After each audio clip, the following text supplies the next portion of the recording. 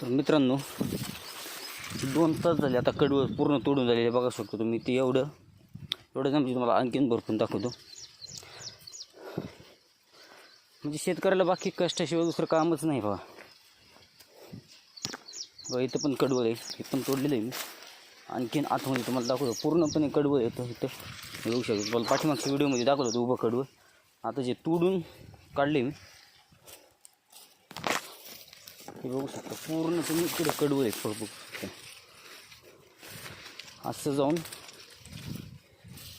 ह्या आतल्या आडव्या पण लाईनीला कडवं आहे. बघू शकता इकडे पण कडवं आहे मित्रांनो.